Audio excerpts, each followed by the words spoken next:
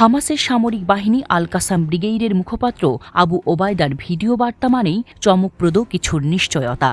তার মুখমণ্ডল ক্যাফিয়াহ দিয়ে ঢাকা।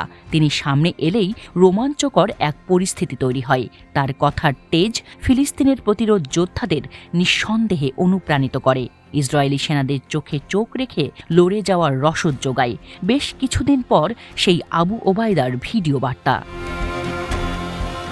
ফিলিস্তিনের ইসলামী প্রতিরোধ আন্দোলন হামাস জানিয়েছে, গাজা আগ্রাসনের ৯ মাস পেরিয়ে যাওয়ার পর এখনও ইসরায়েলি সেনারা উপত্যকার যেখানেই আগ্রাসন চালাচ্ছে সেখানেই তারা ফিলিস্তিনি প্রতিরোধ যোদ্ধাদের বেদনাদায়ক জবাবের মুখোমুখি হচ্ছে।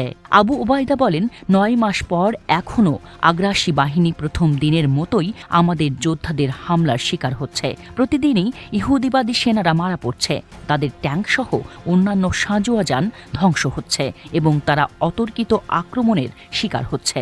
গাজায় যে অংশেই তারা হামলা চালাতে যাচ্ছে সে অংশেই বেদনাদায়ক হামলার শিকার হচ্ছে।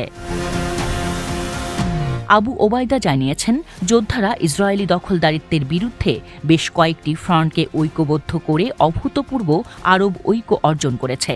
তাদের ভূমি জুড়ে দখলদারিত্বের মোকাবেলা করার জন্য প্রতিরক্ষামূলক ক্ষমতা শক্তিশালী করা হয়েছে এবং কাসাম ব্রিগেডের শক্তিশালী যোদ্ধা রয়েছে। যুদ্ধের সময় হাজার হাজার নতুন যোদ্ধা নিয়োগ করেছে। প্রয়োজনে হাজার হাজার যোদ্ধা শত্রুর মোকাবেলা করতে প্রস্তুত।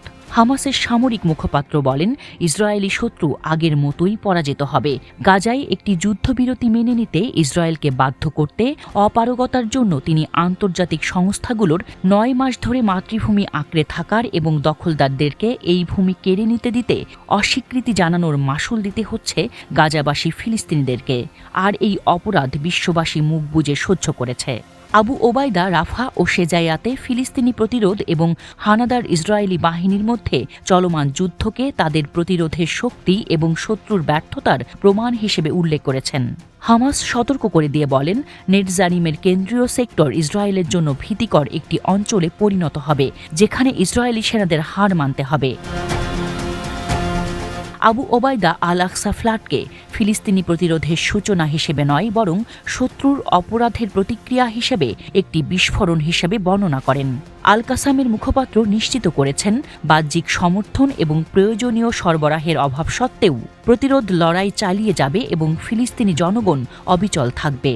আবু ওবায়দা ইসরায়েলি সেনাবাহিনীর বিরুদ্ধে বেসামরিক নাগরিকদের মানব ঢাল হিসেবে ব্যবহার করার এবং বাড়িঘর, হাসপাতাল, স্কুল, মসজিদ এবং গির্জাকে লক্ষ্যবস্তু করার অভিযোগ এনেছেন। তিনি জানিয়েছেন, গাজা উপত্যকায় ২৪টি ব্যাটালিয়ন এবং প্রতিরোধ দলগুলি গাজা উপত্যকার বিভিন্ন ফ্রন্টে শত্রুদের সাথে লড়াই করছে এবং পরাজিত করছে।